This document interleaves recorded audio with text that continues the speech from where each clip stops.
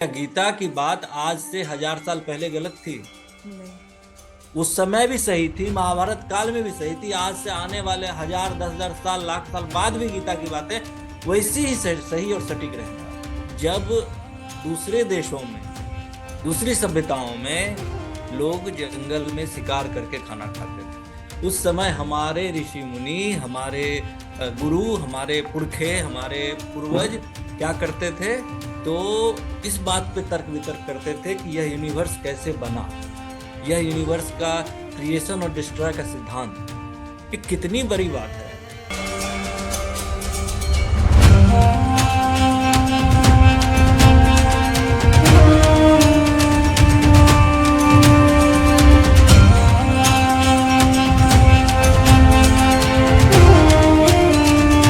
Welcome sir. नमस्कार दोस्तों।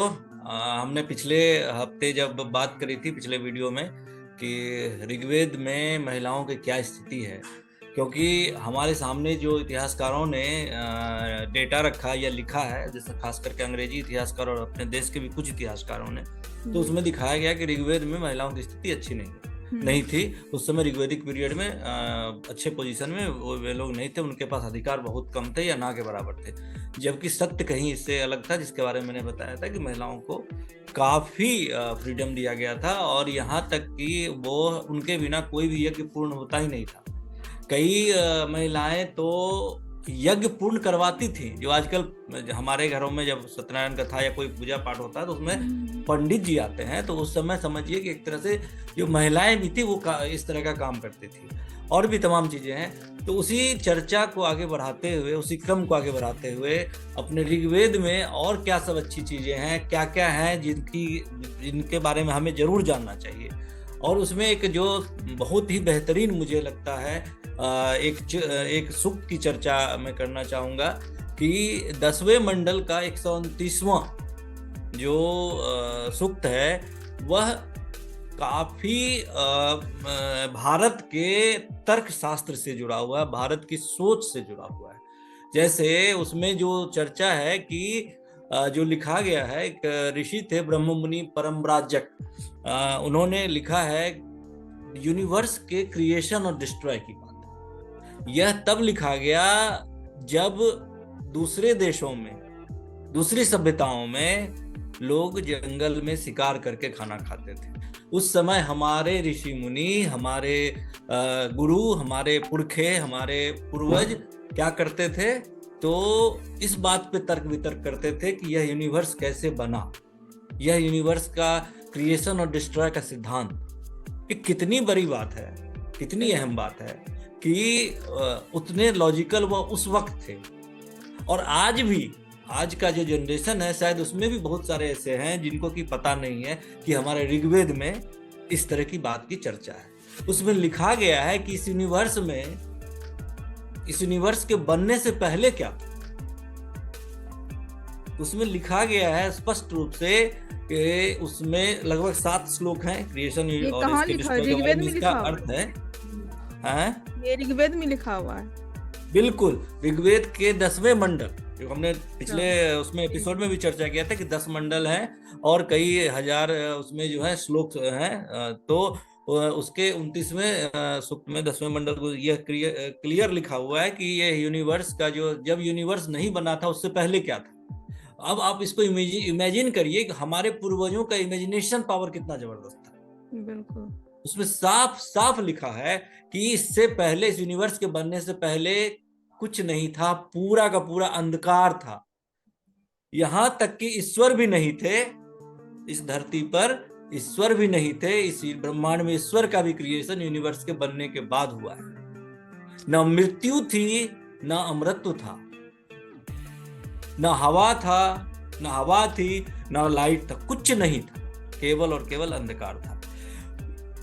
मेरे इस नासदीय सूक्त को उठाने का मकसद केवल यह कि भारत भारत में जो पूर्वज हमारे हुए हैं, जो हमारे जन्म कह लो, जन्मदाता कह लो, हमारी जो प्राचीन संस्कृति रही है, वह काफी हद तक साउंड रही है, बहुत रिच रही है तर्क को लेकर। इसलिए नासदीय सूक्त को भारत का पहला तार्किक एक आधार कहना चाहिए कि तर्क का जो है एक प्रूफ कह लो हमारे पास में, वो नासदीय सूक्त है। इसलिए मैंने इस नासदीय सूक्त की खास तौर पर चर्चा की कि यह जो है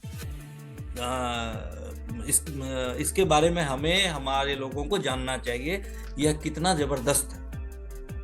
बिल्कुल। और जो ब्रह्मांड की उत्पत्ति, यूनिवर्स की जो उत्पत्ति का जो बनने का जो फॉर्मूला मॉडर्न साइंस मानता है, जिसको बिग बैंग थ्योरी कहते हैं, ऑलमोस्ट वह चीज दिखता है हमारे ऋग्वेद के उस पुस्तक में कह लो या ऋग्वेदिक रचनाओं में कह लो। तो जो हमारा ऋग्वेद है या जो बाकी के जो और 3 वेद हैं, सामवेद, अथर्ववेद, यजुर्वेद, या दूसरे पुराण हैं, महाभारत है, रामचरितमानस है, वाल्मीकि रामायण है, ऐसी तमाम जो पुस्तकें हैं उनमें जो चीजें दी गई हैं उनको हल्के में नहीं लेना चाहिए या एक सिरे से तर्क खारिज नहीं कर देना चाहिए। हाँ, यह मुमकिन है कि उनमें कुछ चीजें हैं जो आज के वक्त में अप्रासंगिक हो गई हैं, उनका शायद उतना उपयोग नहीं है, लेकिन ऐसी कई चीजें हैं या तो हम उनको समझते नहीं। अब जैसे गीता है जी, बिल्कुल। क्या गीता की बात आज से 1000 साल पहले गलत थी? नहीं। उस समय भी सही थी, महाभारत काल में भी सही थी, आज से आने वाले 1000, 10,000 साल, लाख साल बाद भी गीता की बातें वैसी ही सही और सटीक रहने वाली। हम इस पे भी वीडियो बनाएंगे गीता पे। जी जी, बिल्कुल। हम गीता पे बताएंगे कि गीता जो है कैसे मॉडर्न जो कॉलेजों में, यूनिवर्सिटीज में, मैनेजमेंट के कॉलेजों में पढ़ाया जाता है मैनेज करना चीजों को, वह गीता कैसे एक चुटकी में सिखा देता है अगर आप गीता को फॉलो कर लें। बिल्कुल। कृष्ण से बेहतरीन मैनेजमेंट करने वाले कौन? राम से बेहतरीन दूसरे देशों के साथ फॉरेन रिलेशनशिप मेंटेन करने वाले कौन? देख लीजिए, 2 व्यक्ति, राम लक्ष्मण, कोई सैनिक नहीं साथ में, और उस समय के सबसे शक्तिशाली, धरती नहीं ब्रह्मांड में सबसे शक्तिशाली रावण को हरा करके, मार करके अपनी पत्नी को राम लेके आए वापस। बिल्कुल सर। इस पे भी चर्चा करेंगे। तुम शायद आश्चर्य हो जान करके कि हॉलीवुड ने रामचरितमानस का नकल किया है। अच्छा। मैं दावे से कह रहा हूं ये बात, कोई हवाबाजी में नहीं कह रहा हूं। एक फिल्म है द 10,000 BC, किसी OTT पे मिल जाएगी। जी जी सर। 10,000 BC।